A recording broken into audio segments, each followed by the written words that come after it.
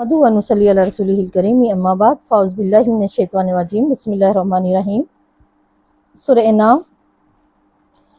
सूरह इनाम मक्की सूरत है और आपको मालूम है मक्की सूरतों का अंदाज क्या होता है? क्या होता है इनका अंदाज? इनका अंदाज सख्त भी होता है और तौहीद पर होता है। मक्की सूरतों का हमेशा अंदाज तौहीद पर होता है, दावत होती है तौहीद की और सख्ती भी होती है उसमें। और इस सूरह अनाम के अंदर 30% आपको सिर्फ तौहीद मिलेगी। ये तौहीद पर है ये, ठीक है जी।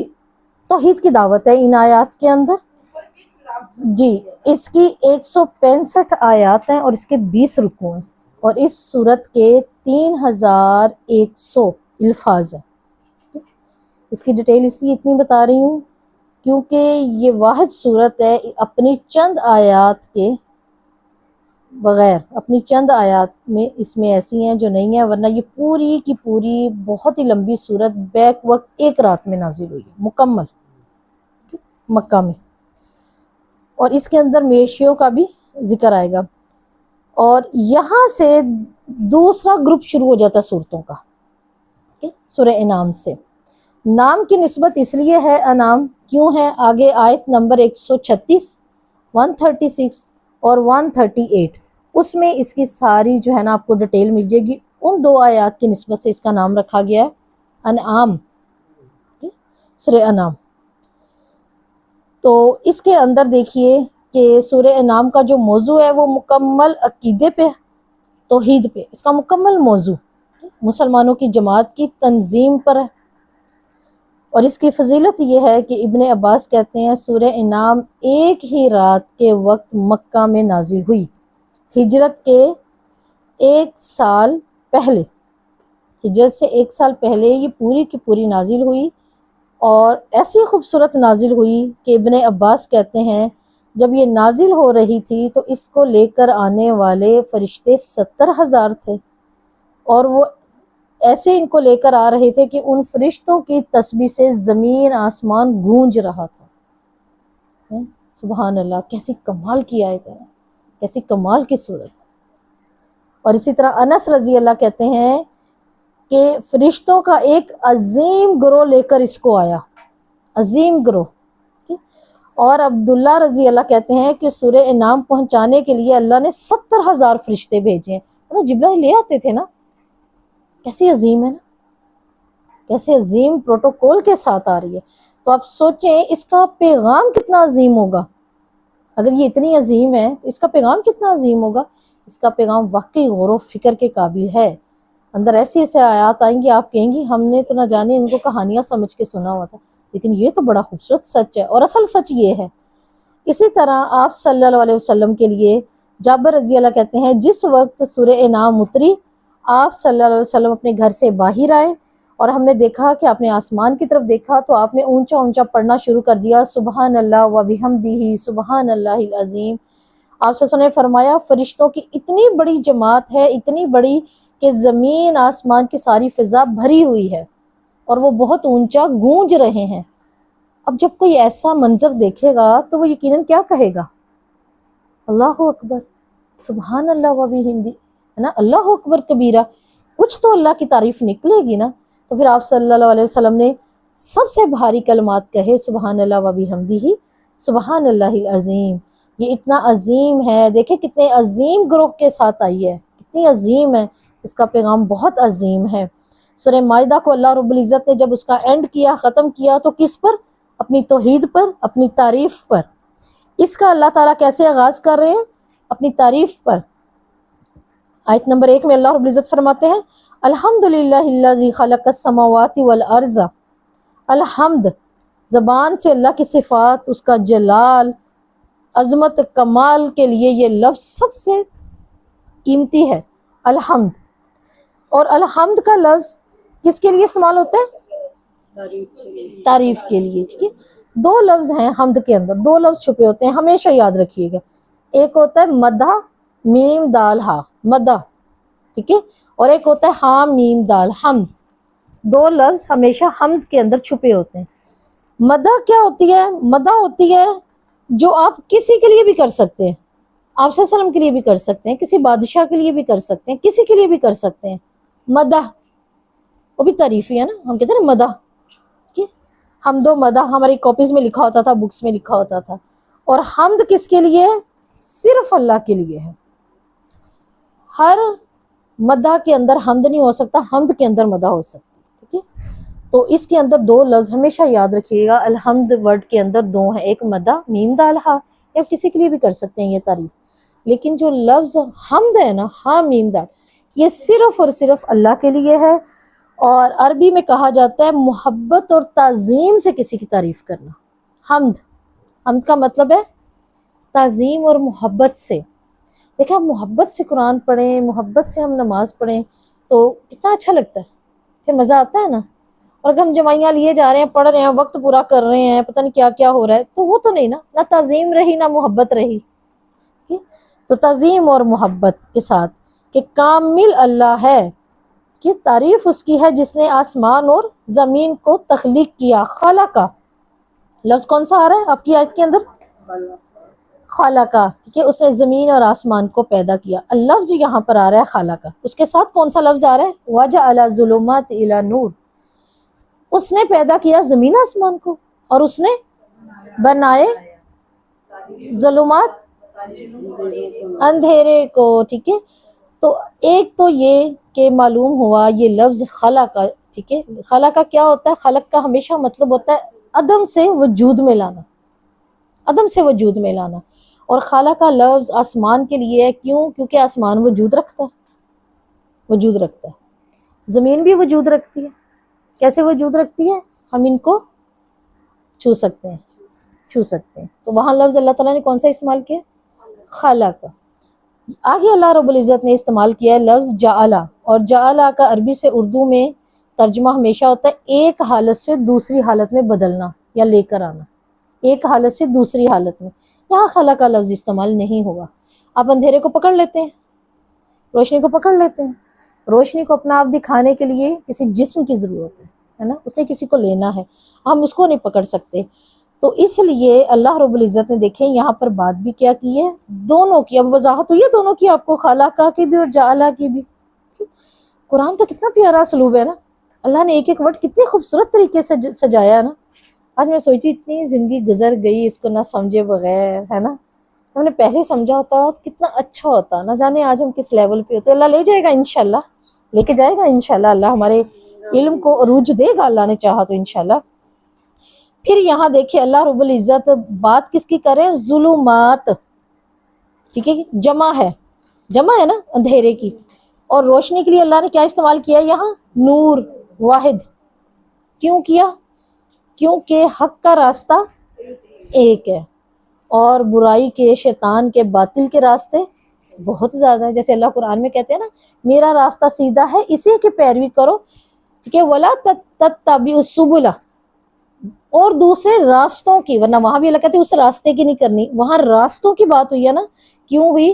برائی کے، شیطان کے، باطل کے راستے بہت زیادہ، اللہ کا راستہ ایک ہے، تو ایک راستہ چننا مشکل تو زیادہ ہو تو انسان سوچے۔ تو یہاں اللہ رب العزت نے یہ بات کری، کہا ثم الذین کفروا بربہم یعدلون، پھر بھی جن لوگوں نے، ثم یہاں تعجب کے لیے استعمال ہوا ہے کہ ان کو نظر نہیں آ رہا، باوجود اس کے کہ میں بتا رہا ہوں ساری تعریف میرے لیے ہے، کہ اور ایک حدیث میں تو آتا ہے کوئی چیز اللہ کی حمد سے زیادہ اللہ کو پسند ہی نہیں ہے، سب سے زیادہ اللہ کو پسند ہی اپنی حمد ہے، حدیث کے الفاظ ہیں مسند ابو یعلا کے اندر۔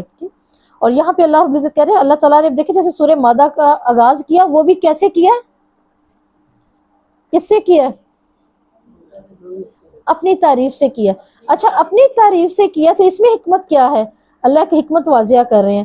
اللہ نے اس سورت کی ابتدائی الحمد سے کی تاکہ ہر کافر، مسلمان سب سامع ہو جائیں اس بات کے۔ ایسا تو نہیں نا کہ یا ایھا الذین آمنوا، ہے نا، یا ایھا الکافرون، ہے نا، یا اہل الکتاب، ہم سے بات کی ہے تمام کے تمام کو معلوم ہو جائے تعریف اللہ کی ہے، سب کو سنا دیا اللہ نے ایک دم، ہے نا۔ یہ حکمت تھی اللہ رب العزت کی، اس کو بھی اس طرح لے کے چلنے کی۔ اللہ کہتے ہیں پھر بھی انہوں نے کفر کیا، یعنی کیا مطلب؟ مٹی سے زندہ وجود نکلنے پر بھی شک، پھر بھی اللہ پہ شک۔ آج دیکھیں جو قومیں اللہ کی طرف آ ہی نہیں رہی، ایمان ہی نہیں لا رہی، ان کے جو بھی اپنے عقائد ہیں، یہ کائنات خود سے بنی، یہ مٹی سے بنی، یہ پانی سے بنی، ٹھیک ہے، سب کے سب جو ہے وہ خود ہی سے نیوٹرل ہوگی، ان سب کا کیا ہے؟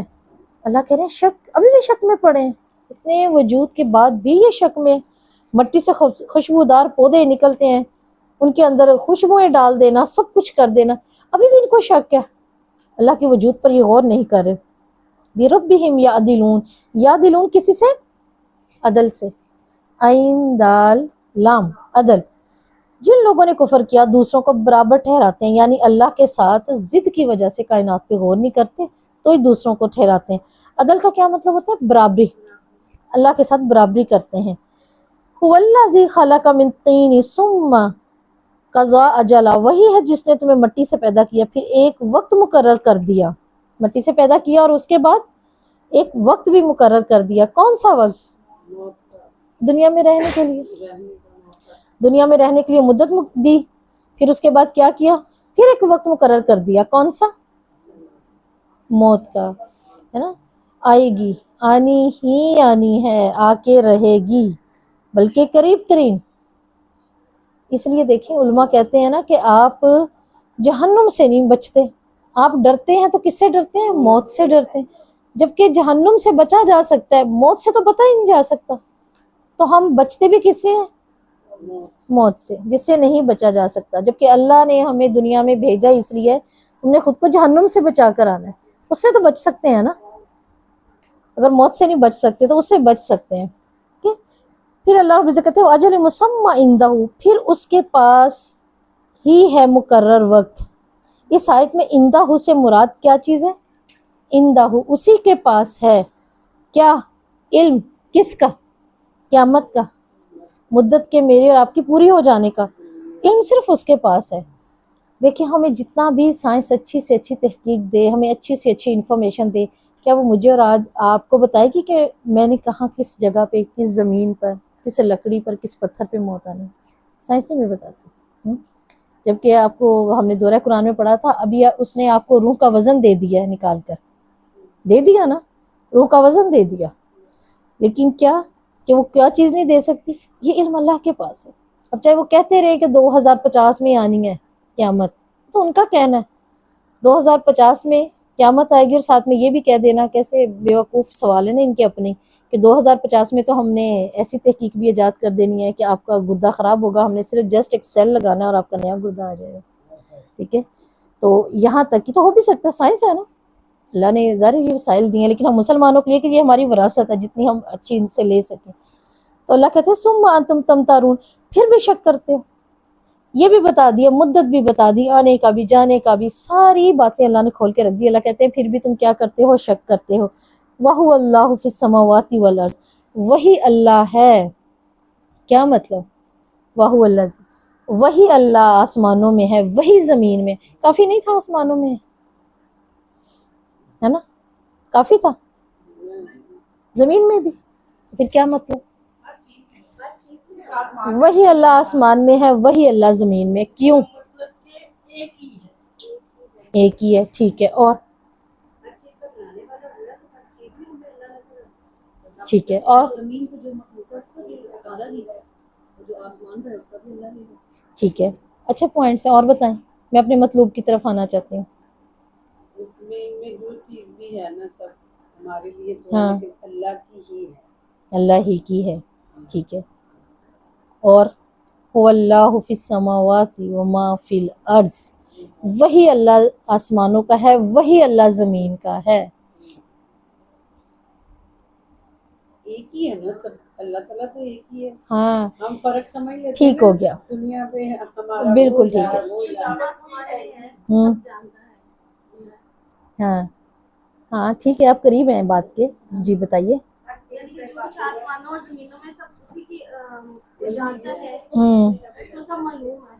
جی ٹھیک ہو گیا، بارک اللہ، اللہ آپ کو برکت دے۔ اس سے مراد ہے زمین میں بھی وہی معبود ہے جو آسمان میں، زمین میں اسی کی عبادت ہوگی، زمین میں اسی ہی کی عبادت ہوگی۔ اب میں اور آپ کسی کی عبادت نہیں کر سکتے، ورنہ کافی تھا اللہ آسمان پہ ہے، ہم جو کہتے ہیں اللہ ہے تو آسمان پر، اس کی قدرت ہر جگہ ہے، وہ سب جانتا ہے. اللہ کہہ رہے ہیں وہی زمین میں ہے.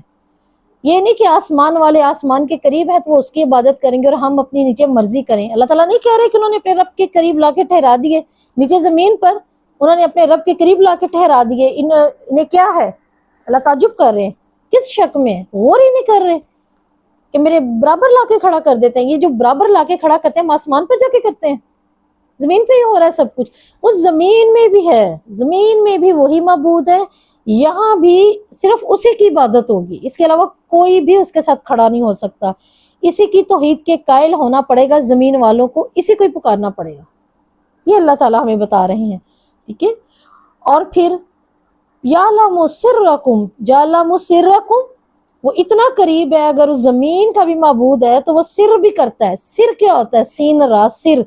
سر ہوتا ہے ظاہر نہ ہونے والی بات، ظاہر نہ ہونے والی بات. ٹھیک ہے، باتیں خاص طور پر ظاہر نہ ہونے والی وہ بھی جانتا ہے.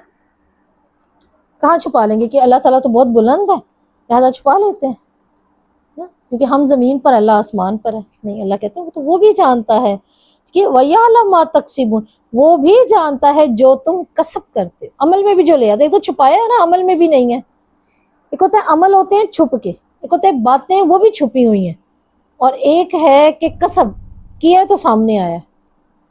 اس میں یہاں پر دو باتیں ہو سکتی ہیں، یہاں نماز بھی ہو سکتی ہے، ٹھیک ہے، اور یہاں ہر کام سے مراد ہو سکتا ہے. کیسی نماز پڑھتے ہیں، کیا کرتے ہیں، دل بھی کرتا ہے پڑھنے کو یا نہیں، کیا کر رہے ہیں، دل میں کیا رکھتے ہیں، اس کے لیے بھی، اور ہر کام کے لیے جو ہم سمجھے کہ زمین آسمان کی بات ہے. تو اللہ کہہ رہے ہیں کہ پہلے اللہ تعالیٰ نے کون سی بات کی ہے پچھلی آیت میں؟ زمین آسمان کی تخلیق کی. دوسرے میں کس کی ہے؟ انسان کے پیدا ہونے کی. اب تیسرے میں اس کے اعمال کی بات ہو رہی ہے. میں اس کے چھپے بھی جانتا ہوں، اس کے ظاہر بھی جانتا ہوں. اگر آپ کو کہا جائے کہ دعا کریں اس آیت کو سامنے رکھتے ہوئے، آپ کیا دعا کریں گے؟ کیا آپ کے ذہن میں آتا؟ اللہ رب العزت کہتے ہیں وہ تمہارا پوشیدہ ظاہر دونوں کو جانتا ہے. وَيَعْلَمُ مَا تَكْسِبُونَ، اور تمہارے سارے اعمال یعنی خیر کو بھی شر کو بھی. کیا شر چھپ کے اور ظاہر ہے، کیا خیر چھپ کے ہے، کیا ظاہر ہے، وہ جانے گا، پھر اس کے مطابق دے گا. اس کے مطابق دینا بھی ہے اس نے. وَمَا تَأْتِيهِم مِّنْ آيَاتٍ مِّنْ آيَاتِ رَبِّهِ، اور ان کے پاس رب کی نشانیوں میں سے کوئی نشانی ان کے پاس نہیں آتی مگر وہ اسے منہ موڑ لیتے ہیں. آیاتن، آیات کتنی قسم کی ہوتی ہیں؟ دو قسم کی. کون سی؟ کونی اور شرعی. ٹھیک ہے جی، کہ نشانیاں یہاں، لیکن جو مراد آ رہا ہے آیات کا وہ کیا چیز آ رہی ہے؟ قرآن، کہ جو اللہ کی توحید اور اس کے رسول اور قیامت کی ملاقات پر دلالت کر رہی ہے. یہ اس کے لیے لفظ استعمال ہوا ہے. پھر اس آیت میں دیکھیں ہمیں ایک اور بات پتہ چلتی ہے، اِلَّا كَانُوا عَنْهَا مُعْرِضُونَ، مگر وہ اس سے منہ موڑنے والے ہیں. منہ کیسے موڑتے ہیں؟ یوں کر کے بیٹھ جاتے ہیں منہ سائڈ پہ، عمل نہیں کرتے، یقین نہیں رکھتے، غور سے نہیں سنتے، غور سے نہیں اس کو سنتے. سورہ انفال میں آیت نمبر 20 سے 24 تک آیات آئیں گی، اور وہ ایسی کمال کی آیات ہیں. انسان سنتا ہے تو پھر وہ سوچتا ہے کہ مجھے سننا چاہیے، مجھے قرآن کے لیے اپنے آپ کو ہر چیز سے توڑ لینا چاہیے. وہاں ایک دفعہ نہیں 3 سے 4 آیتوں میں اللہ نے بار بار بات کی ہے کہ یہ نہیں سنتے. کیوں نہیں تم سنتے؟ سن بھی لیتے ہو تو تم کہاں ہو؟ اور اگر تم سن کے یوں ہی چلے جاتے ہو تو تم میرے نزدیک بدترین جانور ہو. مجھے بتائیں جانور کون کون سا ہے زمین پہ؟ ابھی ہم باہر بلی دیکھیں گے، کتا، چوہا، سانپ، بچھو، تو ہم ان کو کہتے ہیں یہ حقیر حقیر ہے، کون اٹھا کے گھر لاتا ہے؟ نہیں. اللہ کہہ رہے ہیں میرے نزدیک تو وہ ہیں جو غور سے اللہ اور اس کے رسول کی بات نہیں سنتے. وہاں اللہ رسول کیا نام بھی مینشن ہے، جو اللہ اور اس کے رسول کی بات کو ہی نہ غور سے سنے. اور یہ کام کس نے کیا؟ بنی اسرائیل نے کیا. ٹھیک ہے، سمینا و عصینا، سن لیا ہم نے، کرنا ہم نے نہیں ہے. یعنی ان کا دھیان نہیں تھا. اور آگے پیچھے ہم قرآن میں پڑھ کر آئے، وہ کیا کہتے؟ بات سننے کے بعد باہر آتے اور کیا کہتے؟ یہ صاحب کیا کہہ رہے تھے؟ تمہیں کچھ سمجھ آئی ہے کیا بات ہوئی ہے؟ محمد صلی اللہ علیہ وسلم کی باتیں سن کے تمہیں سمجھ آئی ہے؟ منافقین بھی اور کفار بھی. تو وہاں تو اللہ تعالیٰ کا گلہ جو ہے نا وہ یہی ہے. گلہ نہیں، اللہ وہاں ہمیں جھنجھوڑ رہے ہیں کہ پھر سوچو، جانور بھی آنکھ رکھتا ہے، کان رکھتا ہے، ٹھیک ہے، لیکن کیا نہیں رکھتا؟ عقل نہیں رکھتا. میں آپ کو بار بار کہوں کہ دشمن آ رہا ہے، دشمن آ رہا ہے، دشمن آ رہا ہے، اب بھاگ جائیں گے، اب اپنا بچاؤ کریں گے. میں بکری کے کھڑے کان میں بھاگ جائے شیر آ گیا شیر آ گیا شیر آ گیا، وہ کیا کرے گی؟ بوری بستر اٹھا کے دوڑ لگائے گی بیچاری. تو وہی ہے، ان دو چیزوں کے بیچ میں جو چیز ہے وہ نہیں استعمال کی اس نے. وہ اللہ یہاں اور وہاں ان آیات میں اللہ ہم لوگوں سے بار بار کہہ رہے ہیں کیوں نہیں سنتے، تم سنتے کیوں نہیں؟ ساتھ پھر اللہ تعالیٰ کیا کہتے ہیں وہاں آیت نمبر 23 میں، اگر میں ان کے اندر دیکھتا نا سننے کی کوئی حرکت یا بھلائی تو پھر میں ان کو سنواتا، حالانکہ وہ وہیں بیٹھے سن رہے ہوتے تھے. تو معلوم ہوا اس آیت کو اس آیت سے اگر میں آپ کو ملا کے بتا رہی ہوں تو معلوم کیا ہوتا ہے کہ اللہ رب العزت کہتے ہیں سنتا کون نہیں ہے جس کا رجحان دنیا کی طرف ہے. بنی اسرائیل نے کیوں کہا سمینا اسینا؟ اللہ تعالیٰ کہتے ہیں ان کے اندر رچا دیا گیا کون؟ بچڑا. دنیا کی محبت ان کے اندر رچ گئی تھی نا، ان کے پاس نہیں تھا وقت کہ وہ سنتے. تو یہ بہت ہی پیاری آیات ہیں یہ بھی، اور وہی کہ اللہ تعالیٰ ہمیں بار بار بتا رہے ہیں سنو، منہ کیوں موڑ رہے ہو، کیوں موڑتے ہو، میری باتوں کو تو سنو. تو دلائل کے ہونے کے باوجود نہ ماننا یہ تھا ان کا رویہ، یہ تھا ان کا نہ ماننا. فقط کذبوا بالحق لما جاءهم فسوف یاتیہم انباء ما كانوا به یستہزئون. اب وہ کیا کرتے تھے؟ انہوں نے حق کو جھٹلایا. حق کیا ہے؟ مراد بنی اسرائیل کی بات نہیں ہو رہی، قرآن کی بات ہو رہی ہے، اور محمد صلی اللہ علیہ وسلم جو عقائد عبادات لے کر آئے ہیں یہاں ان کی بات ہو رہی ہے. اخلاق پہ مشتمل جو کچھ لے کر آئے ہیں آپ صلی اللہ علیہ وسلم یہاں اس کی بات ہو رہی ہے. تو انہوں نے اس کو جھٹلا دیا. تو یہاں مراد سمجھ آ گئی قرآن، مخاطب میں اور آپ، ہماری اولادیں، ہماری نسلیں. تو جس چیز کا مذاق اڑا رہے تھے جلد ہی ان کو ان کے بارے میں علم ہو جائے گا کہ وہی حقیقت ہے. دیکھیں لوگ کس چیز کا مذاق اڑاتے ہیں؟ اگر اڑائیں بھی تو کس چیز کا اڑاتے ہیں؟ آج بھی جس کو کمتر سمجھا جائے، جسے اپنے لیے ضروری نہ سمجھا جائے. اگر کوئی کہے اچھا جی اب یہ پردے ہوں گے تو پھر کھانا کیسے بنے گا، تو یہ کیا ہو رہا ہے؟ یہ مذاق اڑایا گیا. کیوں؟ کیونکہ پردے کی اہمیت نہیں ہے. کوئی بچہ اپنے ٹخنوں سے شلوار اونچی کر کے سب ہنس پڑیں گے، کیا ہوا باہر سمندر سے آئے ہو، بارش ہو رہی تھی، ہے نا. یہ کیا ہوتا ہے؟ یہ مذاق ہے نا، یہ مذاق ہے، شریعت کا مذاق، شریعت کا مذاق. اس لیے میں نے آپ کو بتایا نا 70,000 فرشتوں کے پروٹوکول میں یہ آئی ہے، اور یہ اتنی خوبصورت ہے، اس کا اپنے اندر اتارنا بہت ضروری ہے. لوگوں نے اس کے بہت بہت وظیفے بنائے ہوئے ہیں. 7 دن پڑھیں تو بچے کا رشتہ آ جائے گا، 9 دن پڑھیں تو آپ کے کاروبار چل جائیں گے. یہ وہ ٹھیک ہے، ہو سکتا ہے، وہ اللہ کے کلام سے مدد مانگنا ہی ان کا عمل ہے. ہمیں مسنون تو نہیں یہ بات ملی، لیکن مسنون یہ ضرور ملی ہے کہ دیکھیں یہ وہ صورت ہے جو انسان کو ایک دفعہ اپنے رب سے جوڑ جاتی ہے. کوئی اس کو پڑھ لے سمجھ کے، یہ اپنے رب کے ساتھ ایسا جوڑتی ہے کہ پھر اس کے اوپر کامیابی کے زمین آسمان کے دروازے اللہ کھول دیتا ہے. کیونکہ اللہ یہاں آگے جو باتیں اللہ نے ہم سے کرنی ہے اس سے ہمیں سمجھ آ جائے گی کہ واقعی اللہ کا تعلق سب سے بڑا وظیفہ ہے. اللہ پہ توکل ہی اس کا سب سے بڑا وظیفہ ہے. اللہ تعالیٰ کہتے ہیں انہوں نے اس کو ضروری نہیں سمجھا، یہ نہیں سمجھتے اس چیز کو ضروری، اپنی جہالت کی وجہ سے. مذاق اڑانے کی اصل میں چیز وجہ کیا بنتی ہے؟ پیچھے وجہ کیا ہوتی ہے اس مذاق کی؟ جہالت. اپنے آپ کو زیادہ سمجھنا، بالکل دنیا کو حقیقت سمجھ بیٹھنا، یہ چیزیں ہیں نا کہ علم یاروکم، علم یاروکم، آیت نمبر 6.